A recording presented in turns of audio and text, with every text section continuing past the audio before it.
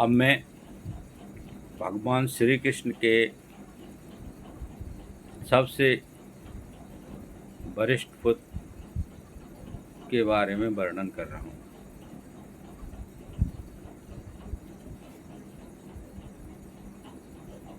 महारथी प्रतुम ने रुक्मी की कन्या से अपना विवाह किया था। उसी के गर्भ से अनिरुद्ध जी का जन्म हुआ। उसमें 10,000 हाथियों का बल था। रुक्मी के दौहित्र अनिरुद्ध जी ने अपने नाना की पोती से विवाह किया। उसके गर्भ से वज्र का जन्म हुआ। ब्राह्मणों के शाप से पैदा हुए मूसल के द्वारा यदुवंश का नाश हो जाने पर एकमात्र वे ही बच रहे थे। वज्र के पुत्र हैं प्रत्यबाहु, प्रत्यबाहु के सुबाहु, सुबाहु के शांतसेन और शांतसेन के सतसेन।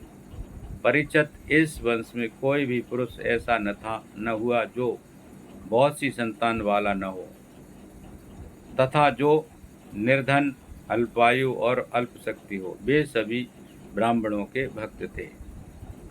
परिचित यदुवंश में ऐसे ऐसे यशस्वी और पराक्रमी पुरुष हुए हैं जिनकी गिनती भी हजारों वर्षों में पूरी नहीं हो सकती।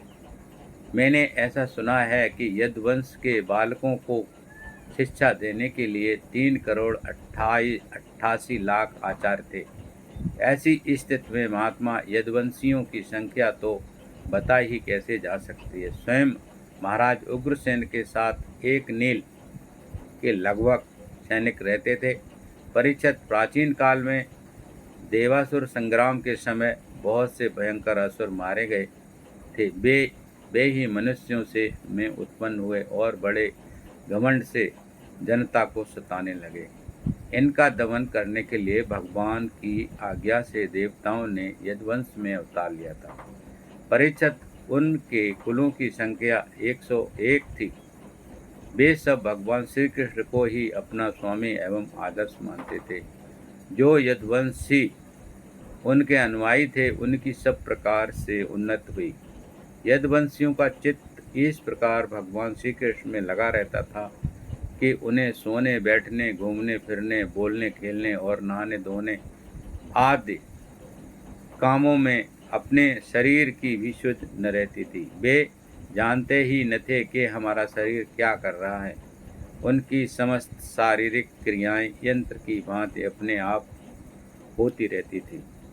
परिचित भगवान का चरण धोवन गंगा जी अवश्य ही समस्त तीर्थों में महान एवं पवित्र हैं, परंतु जब स्वयं परम तीर्थ स्वरूप भगवान ने ही यदुवंशियों में अवतार ग्रहण किया तब तो गंगा जी जल की महिमा अपने आप ही उनके सुयश तीर्थ की अपेक्षा कम हो गई। भगवान के स्वरूप की यह कितनी बड़ी महिमा है कि उनके प्रेम करने वाले भक्त और द्वेष करने वाले शत्रु दोनों ही उनके स्वरूप को प्राप्त हुए। जिस लक्ष्मी जी को प्राप्त करने के लिए बड़े बड़े देवता यत्न करते रहते हैं, वे ही भगवान की सेवा में नित्य निरंतर लगी रहती हैं। भगवान का नाम एक बार सुनने अथवा उच्चारण करने से ही सारे अमंगलों को नष्ट कर देता है। ऋषियों के वंशजों में जितने भी धर्म प्रचालित हैं उनके संस्थापक भगवान जी गलत हो गया श्री कृष्ण ही हैं। वे अपने हाथों में काल स्वरूप चक्र लिए रहते हैं। परिचित ऐसी पृथ्वी का भार उतार देते हैं। यह कौन बड़ी बात है। भगवान श्री कृष्ण ही समस्त जीवों के आश्रय स्थान हैं। यद्यपि वे सदा सर्वदा सर्वत्र उपस्थित ही रहते हैं, फिर भी कहने के लिए उन्होंने देवकी जी के गर्भ से जन्म लिया है। यदुवंशी वीर पार्षदों के रूप में उनकी सेवा करते रहते हैं। उन्होंने अपने भुजबल से अधर्म का अंत कर दिया है। परिचित भगवान स्वभाव से ही चराचर जगत का दुख मिटाते रहते हैं। उनका मंद मंद मुस्कान से युक्त सुंदर मुखारबिंद ब्रज स्त्रियों और पुर स्त्रियों के हृदय में प्रेम भाव का संचार करता रहता है। वास्तव में सारे जगत पर वही विजयी हैं। उन्हीं की जय हो, जय हो।